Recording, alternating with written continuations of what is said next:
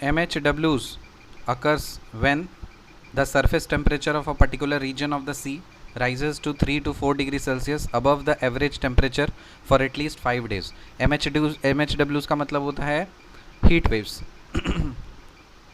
ठीक है. सो marine heat waves कब होता है? जब सरफेस टेम्परेचर किसी भी पर्टिकुलर रीजन ऑफ सी का जो सरफेस टेम्परेचर है वो 3 से 4 degree Celsius above average temperature बढ़ जाता है कम से कम 5 दिन के लिए, तब हम बोलते हैं कि वहाँ पे मेरीन हीट वेव्स हुआ है.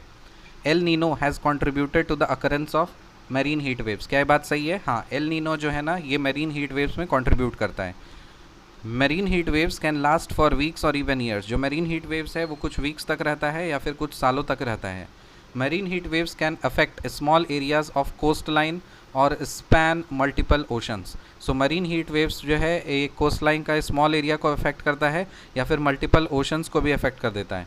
Marine heat waves have increased by 50% over the past decade and now last longer and are more severe. तो ऑब्वियसली ये तो जाहिर है कि पिछले 10 साल में जो मेरीन हीट वेव्स है वो 50% बढ़ गया है और काफ़ी लंबे समय तक रहता है. और पहले जो मेरीन हीट वेव्स हुआ करता था वो कम सीवियर हुआ करता था और जैसे जैसे समय बढ़ेगी तो मेरीन हीट वेव्स का सीवियरिटी भी हाई होगा. Impacts of marine heat waves. अब देखो इसका क्या इम्पैक्ट्स पड़ते हैं. मरीन इकोसिस्टम्स में निगेटिव में सारे में ऑब्वियसली निगेटिव इम्पैक्ट्स पड़ेगा.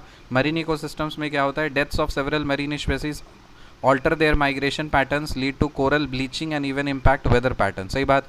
ह्यूमंस में क्या इफेक्ट पड़ता है? Make hurricanes and tropical cyclones stronger, more intense and frequent. तो जो हरिकेन्स होते हैं और ट्रॉपिकल साइक्लोन्स होता है इसको स्ट्रॉन्ग बना देता है, बहुत इंटेंस और फ्रीक्वेंट बना देता है. फिर प्रेसिपिटेशन.